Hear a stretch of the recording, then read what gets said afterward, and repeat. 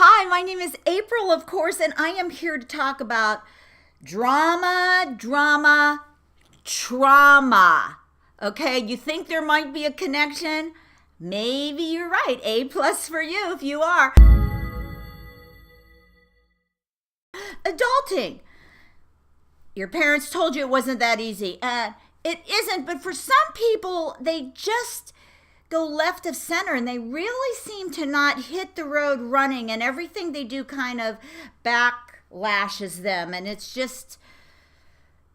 hard. It's hard growing up. It's hard having to know all that stuff and why. And I believe that many of us are really reacting to unresolved issues of trauma. Now, it can happen. Trauma can happen anytime in your life. Like, say, on 9/11, you're 28 years old and you're there on the street and you watch, the Twin Towers come down and you are freaked out.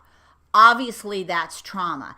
But did you know that trauma could be bullying, cyberbullying, domestic violence, unexpected death in the family, being taken away from your main caretaker, abuse, neglect, not being loved? Developmentally, the first few years of life, you learn that the world is either a good place or it isn't. By how you're treated, you are learned whether your caretakers can be depended on. They're like God when you're little. So if your family was going through a lot of chaos and dysfunction, like most of us, I think dysfunction now is like the common word. It should be synonymous with family.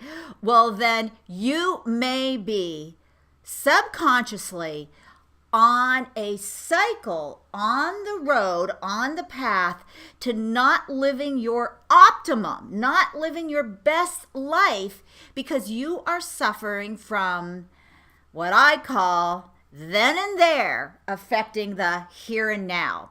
So what is trauma? I think personally, trauma is even greater than the 70%. I find it's any time you get knocked on your keister, so to speak, and you're just out of it, How do you know if you are suffering from trauma? Well, some of the physical effects, let's talk about that first, is called, I think it's called tachycardia. Tachycardia is when your physical body, I wanted to make sure I pronounced that correctly, your heart rate is going fast, even when you're at a resting pace. I need to calm down there. What happens in the long run with tachycardia is that you can honestly die of a heart attack. You can go into cardiac arrest. You can really affect your physical body. Another physical example of being the result of trauma is sleeping patterns. You sleep too much, you don't sleep enough, you have crazy night terrors, you sweat at night, you don't feel rested in the morning, and that's not because you've been partying all night. It's because you went to bed and you still feel very, very shaky. Mental issues, and I've had this because I have suffered from trauma in my life, is sometimes I numb out. Like, for years I'd be like, wow, am I even here?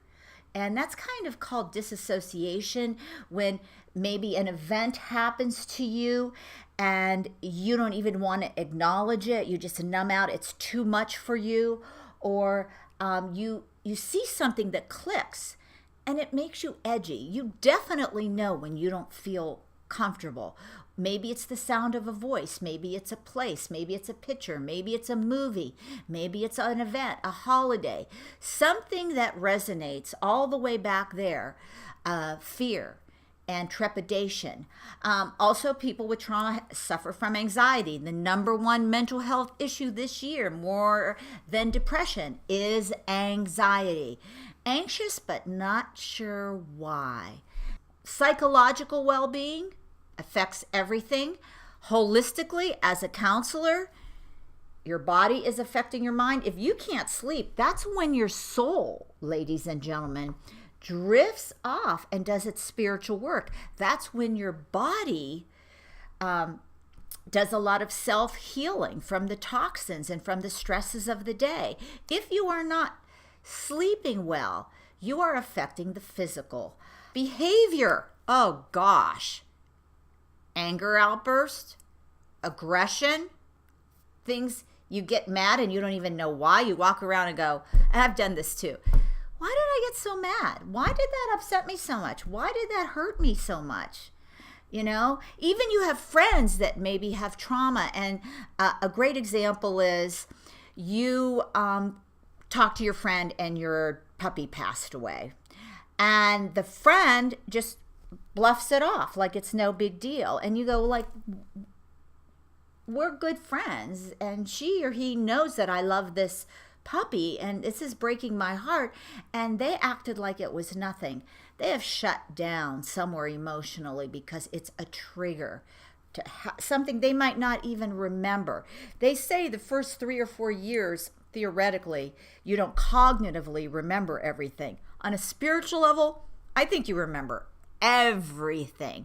But that's me. And when we work together, we get to that spiritual, deep down corner truths. I'm going to drag you out of the basement of your self-loathing, your depression, and your fear, and find out what happened to that little one that has stopped you from moving forwards in your development mentally, spiritually, and physically. I think that the number one thing that would tell you if you have trauma is you cannot self-regulate your behavior.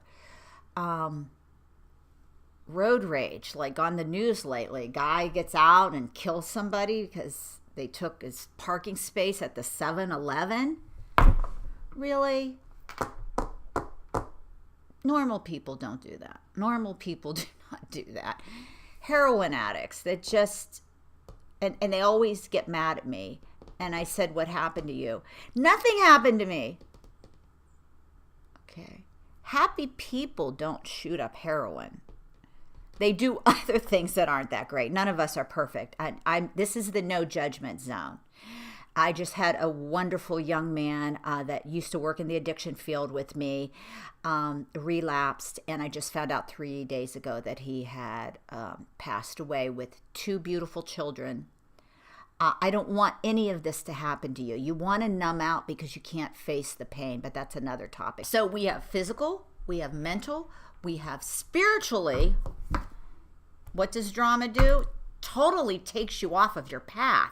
What your purpose is, what your lesson is, what you're here to do. It's kind of like ripping the rug out from under you. You can't remember. Now, theoretically, spiritually speaking, you do forget your past lives around 4 or 5.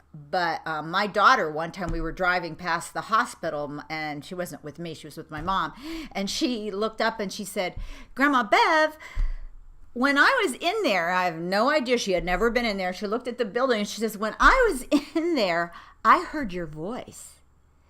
And of course, my mom came home and told me, and we're kind of, really into nurturing children and being healthy. So I said, a couple days later, I asked about it. She had already forgotten it. Did that diminish that moment in her reality that it was true? No, and I would never diminish a child for having a secret friend. We'll talk about that later. Trauma. How does trauma affect adulting? Heck of a lot of ways. Yep.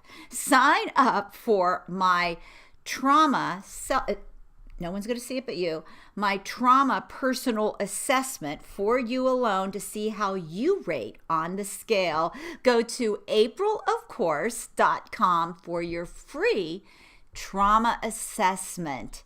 No judgment. I'm here because I love you and I think you are magnificent and I think something needs to be put back in order. Maybe just a little adjustment.